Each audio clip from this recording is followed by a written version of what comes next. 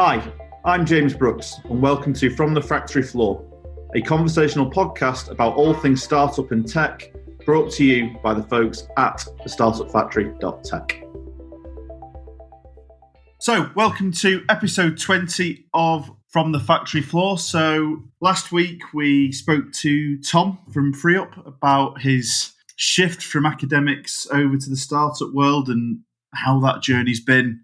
Now, one of the first things obviously would have had to do is what we're going to talk about today is building his first revenue budget. So, handing over to two people who really know what to talk about this. My perennial co-host now, Ian, is with us, and also Elliot is making a welcome return. Afternoon, chaps. Hi, James. How are you? And thanks for inviting me back. You did well enough on the last one that you made the cut for this one. So, when we're talking about our first revenue budgets for startups, what is it we're actually talking about, Ian? Well, I think it's kind of linked to the title of the podcast, really, From the Factory Floor. You are coming now from the factory floor, literally, to kind of engaging those first customers, having done your pilots, your prototyping and your testing. You've kind of got your product ready and product market fit. So really, it's all about that first year, first 12 months revenue budgets, thinking about sales targets, thinking about your go-to-market strategy, thinking about your objectives, but also that is the start really of the monetization of a startup. As I'm sure Elliot will talk us through, kind of people get a little bit overly optimistic, they're enthused, they're positive, which you need, but you've got to be mindful of costs and cash flow as well as revenue. So it's not quite as straightforward as it looks.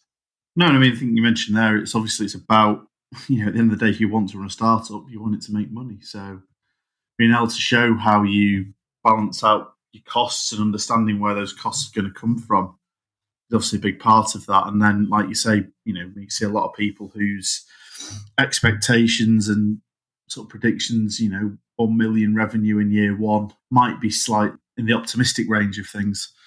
So, I mean, Elliot, when we talk about sort of the considerations, what are the main things from your perspective? Because obviously you've worked with a lot of startups building these. I think that one of the first points I'll probably make is we do hear a lot about budgets and the word forecast as well. Which a lot of people think that they're kind of the same thing. And we do tend to, most people that have been in the business will have, done a budget or a forecast at some point. We tend to think of them more to do with doing business plans, finance applications, investor decks, etc. But quite often businesses don't use them as a kind of internal document.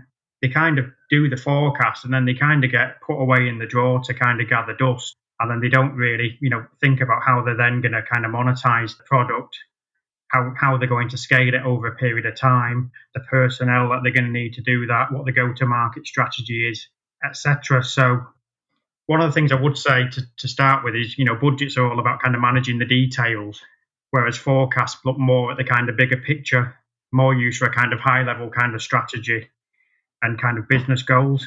But overall, they tend to kind of go hand in hand. First thing I'd probably say that I normally tend to look at when building up a forecast is look at the kind of revenue side of things. You've got to look at your pricing, what your income streams are, how the sales are going to be made up. Are they sales of products, or are you going to look at kind of units, sales of things? Are they going to be subscriptions?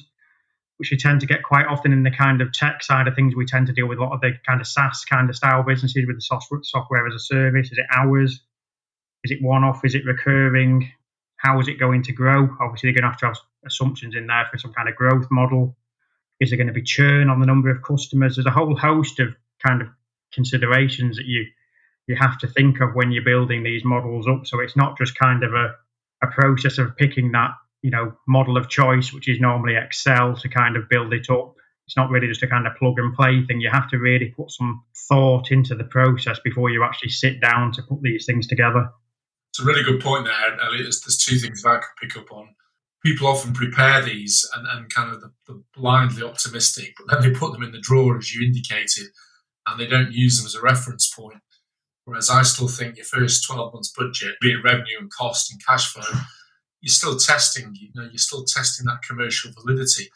So I do think 12 months, but break it down into quarterly chunks and really look at your underlying assumptions that you've made around it, and you're testing those assumptions on a quarterly basis.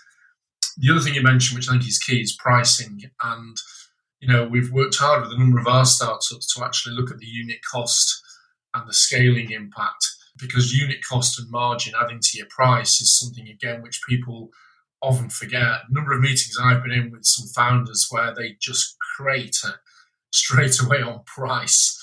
And of course, the whole financial model, the business goes out the window.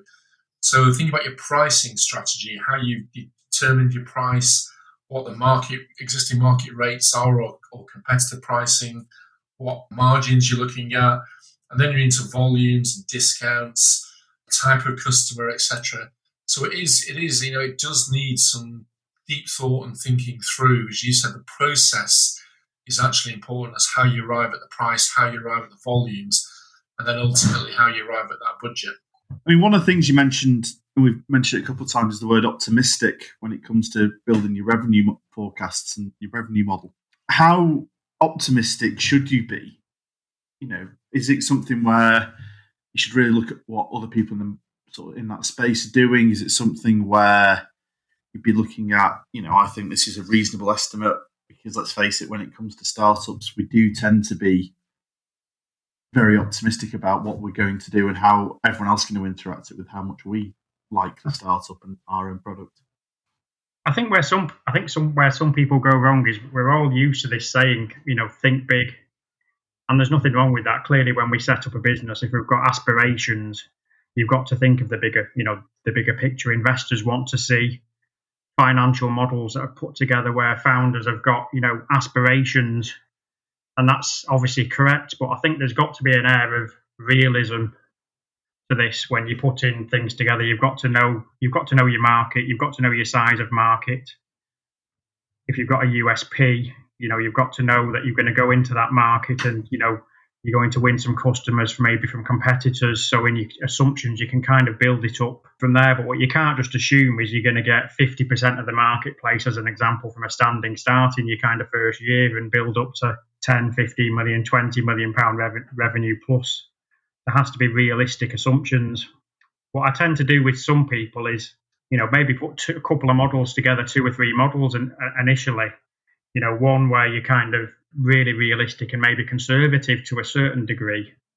One where you've really put some much higher growth assumptions in there, and you'll probably end up producing something that's somewhere in the middle that tends to be a little bit more, realistic and something that can be achievable. Also, as well, in your kind of early stage businesses, I also say don't build a model that's really rigid. A lot changes in the early stages of a business, and I think you have to be prepared sometimes to move with the times and things that happen. There's a lot of moving parts in the early stages. You have to be prepared to sit down and re-look at things again. At the end of the day, it's a projection. It's a forecast. It's not going to be completely accurate, but I think there does come times when you have to sit down, sometimes rip up what you've done before, and have a look at it again. Hopefully things go better than what you've hoped. Sometimes things might not necessarily go as well as you hoped, but if you've got a good grip of the numbers, you can use that then to actually help you make some sound financial decisions as the business moves forward. So I guess there's a balance there, though, between obviously being flexible, that like we said, you need to be because things won't always go as planned, but also then putting in the detail required to have a level of accuracy. So, I mean, when we're talking about detail in that sort of regard, again, it kind of goes, how detailed does someone need to be? Do they need to be going down to the pence kind of level of this invoice is going to come in, it's going to be £17.98, or is it sort of just having that? How do you balance that basically with the flexibility? I think the thing that Elliot said for me, which is a really good takeaway, first-time founders listening to this podcast, is build different versions of your budget. Best case, worst case, expected case, and then within that, you can start to look at some sensitivities on the detail, James. So, best case, worst case, expected case. Build 3 versions and look at your assumptions and reflect on that. I think in terms of the level of detail, I am an advocate of detailed assumptions, but not going to £17.98 level. I think it's, in a sales plan, it's about your objectives, which markets, how many customers, which customer types. Have you identified different segments in your market? So there's you identify customers that maybe buy one of your thing 1 a month, or buy 5 a month, or buy 10 a year. Kind of segment your market, and that's where the detail needs to go in, I think, into your assumptions in that first year. And then you can start to learn as the quarter 1, quarter 2, quarter 3 goes over, what the metrics and what the growth cycle looks like to inform you. You've done all that through your MVP and the piloting and your customer testing. Now you're actually testing your financial model in terms of the scalability of the financing and the cash flow. And the other thing around that, of course, is at the very outset thinking through what your sales process and what your marketing process is. So, yeah, though from a finance point of view, you need accurate, targeted numbers, I wouldn't obsess on finessing the detail. I'd look at your assumptions. I'm going to win 20 customers a month in the first 3 months. That's a good metric. That's a good target to start looking at and look at that level of detail. How do I win 20 customers? Why haven't I won 20? Why have I won 25? I think that's a really important point that you've made there, Ian. It's actually using the forecast to help you make or understand why effectively, and use the data that comes out. And that's both in terms of budgeting, but also in terms of kind of comparing what you actually achieve compared to what you actually budget. And then using that data then to help affect the future. So as Ian kind of said, then it's asking the why. We thought we'd do 20, we only did 10 as an example. Why did we only do 10? Or if you've done 25 or you've done 30, how have we done 30? And how can we use them metrics then and how we've achieved that to do 40, 50, 60 ongoing? I think that's something that doesn't tend to be looked at so often. It tends to be, we've exceeded budget or we've under exceeded budget. You look at your variance, but quite often nobody really looks at the why or the how. And that's predominantly one of the most important things, really. It is, and that lines itself, Elliot, to your point about building flexibility in these budgeting models, being able to say what if. So flexing your pricing, flexing the units yourself, flexing the number of customers per month, per quarter, kind of gives you that forward view and kind of where's the business going. Because a lot of people kind of set a budget and then forget about it. Actually, the time period is important. The title of this podcast is the first 12 months. But once you're into kind of 3-6 months, you should be thinking about extending that. And I've always liked to encourage people to have a rolling 12 months because you're actually embedding the learning and what you're doing now into that forward view. And you can either set some stretch targets, but look at your growth targets. And one of the things, of course, around all this is cost. We can all kind of be very ambitious in our revenue targets, but what's the cost of actually achieving it in terms of sales and marketing and the number of salespeople you need in your team? So I think it is kind of, there's a lot going on and just not getting giddy about achieving your revenue. It's what are we learning and where's the business going? So I guess one of the points I really wanted to dig into with this was, because obviously both got vast amounts of experience, both building these in the first place and then managing them, like you say, through the first 12 months, and then obviously using that as a rolling 12-month thing.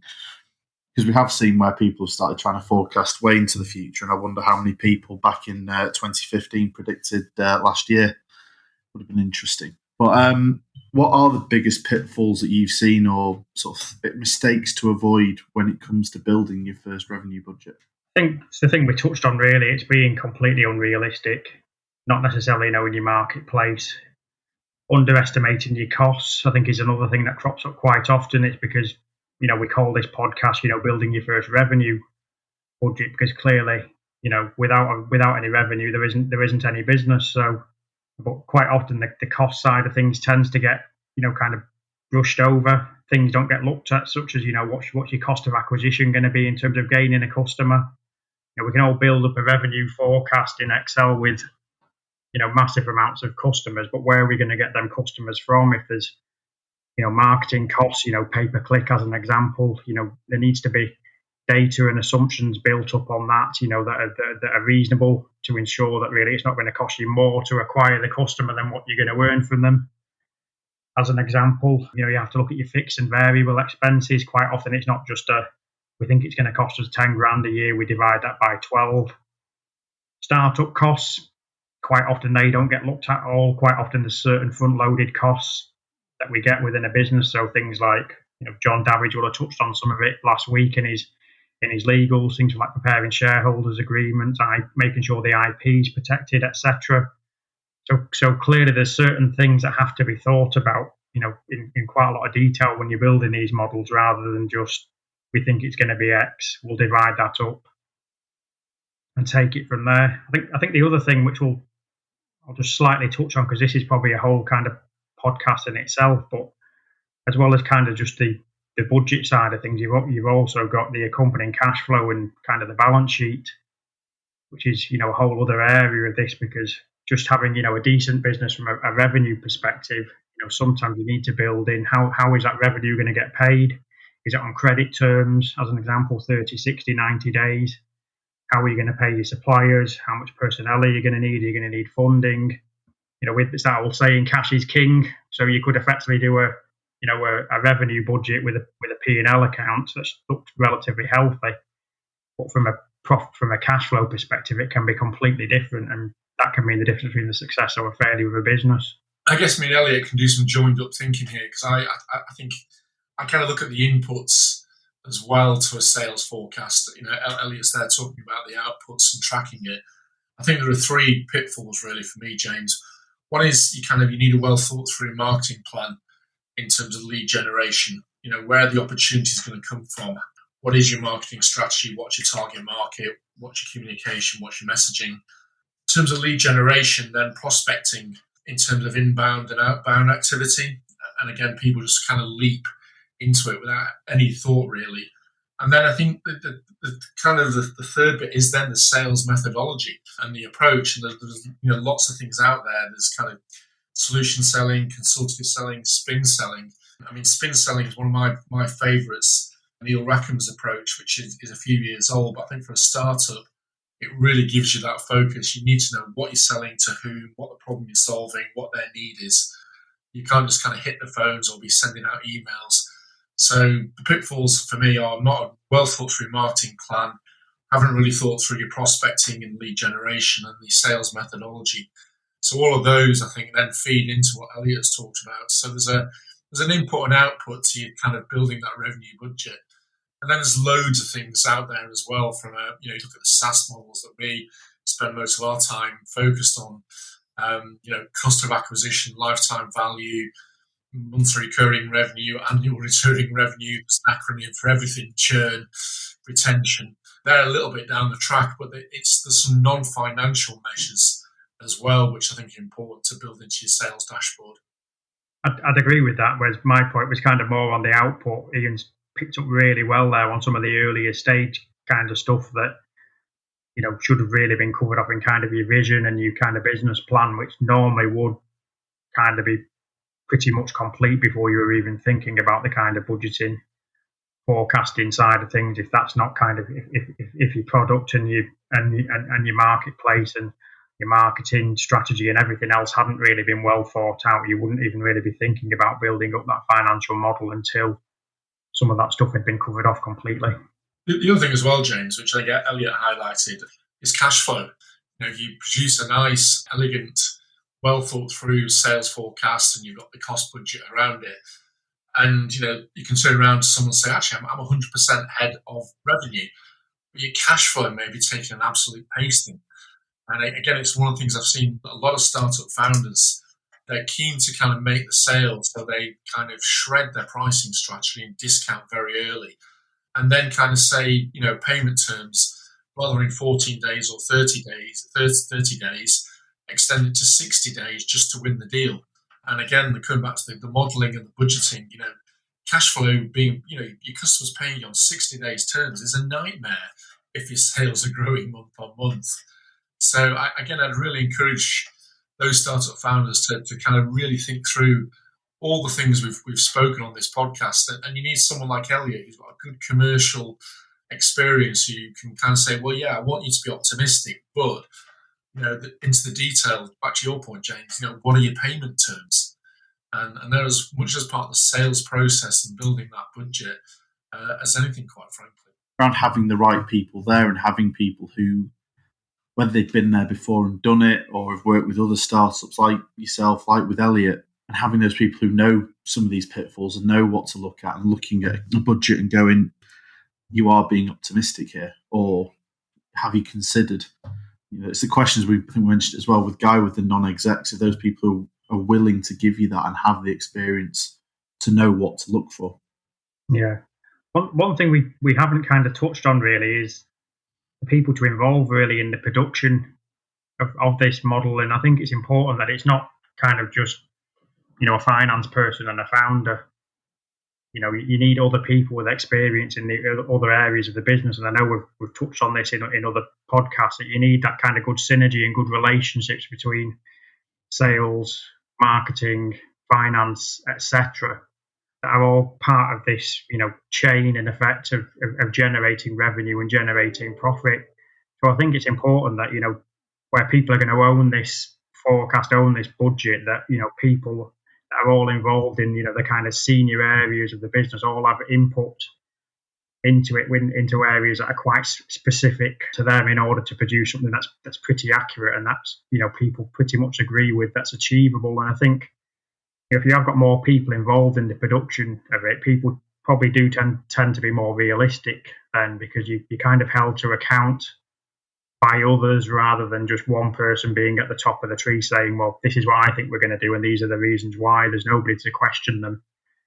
And quite often, the people that put these models together, they don't probably know a business that well into a certain degree, because they can be more financially minded rather than commercially minded. So they might not necessarily question the person that's giving them the data to input into it. So I think you need that kind of broad range of people that are commercially minded. They know the sector, they know their area of the business, and hence you can get a more accurate kind of output from the inputs.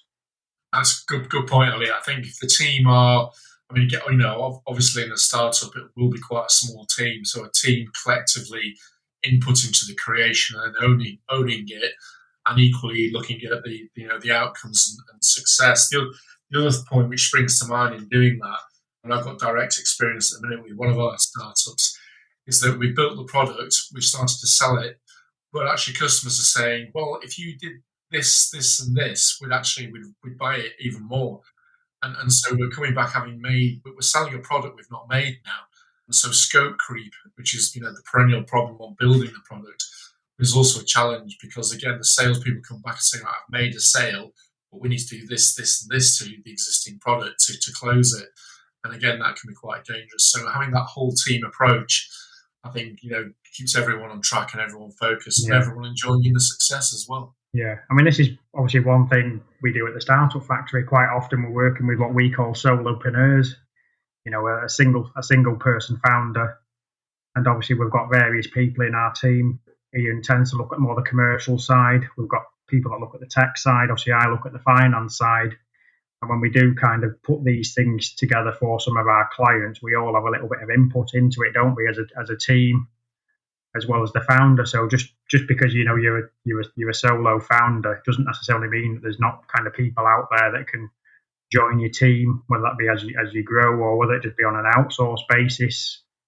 Initially, you're going to need that kind of level of support to put something like this in place. Absolutely, and it is, like you say, a team effort, because I think when you start selling, I'm not from a sales background, but I've kind of grown into it because I love the energy and the focus and kind of that whole sales energy, and it is a validation of going right back when you walked in, someone walked in through the door to come and see us, say, I've got an idea. When customers start paying it really is for founders validation of their vision, and they're on the way to kind of creating a sustainable venture. I think it's an exciting time, but it can be rough and tough, and you've got to be tenacious. You've got to stick at it, and you've got to go for it. But you do need some methodology behind your sales, and you need some clarity behind your numbers. And I will always say, kind of think about your pricing strategy. Stick to your pricing strategy. Don't oversell. Don't undersell. But go for it. Well, I think you've covered off all the takeaways there, Ian. I don't think there's anything left for me and Elliot. Well, I was always known to eat all the takeaways, literally, wasn't I? But there you go. That's very true. Don't trust you around the, what was it? It was the mixed fried rice and curry sauce back in the day. So, well, you can talk on the Nando's, but there you go. Very true. Very true. So thank you very much, chaps. Elliot, just in case anyone wants to get in touch about trying to build their first revenue budget, what's your details again? I know you gave them to us in December last time, but... Well, I mentioned LinkedIn this time because I didn't mention that last time. So you can find me. You can find me on LinkedIn, Elliot Smith, not just an accountant. Or my email address is Elliot, which is ELLIOT @streamlineaccountancy.co.uk. Thank you very much. So, Ian, I think I'm dragging you back for another one next week, where we are talking to Mr. Ian McCartney, who's going to be talking all about moving from the corporate life into the startup world. So very much like we had with Tom, but rather than academia, actually working in a company and how it was working for yourself, basically. Yeah, just to give you a bit of a trailer, Ian had a career at Kellogg's in a very senior role in supply chain, and he's got some amazing stories about working overseas. But yeah, the kind of the journey and the flip from corporate life to being a founder. Looking forward to it. Well, thank you very much, chaps. And thank you, everyone. We'll catch you on the next one. Cheers. Bye. Thank you. Cheers, guys. Bye. I think that just about wraps things up here. If you have any thoughts or questions on anything we said today, get in touch, whether that be through our Twitter @RealTSF or email at hello@startupfactory.tech, or feel free to drop in for a coffee and a chat.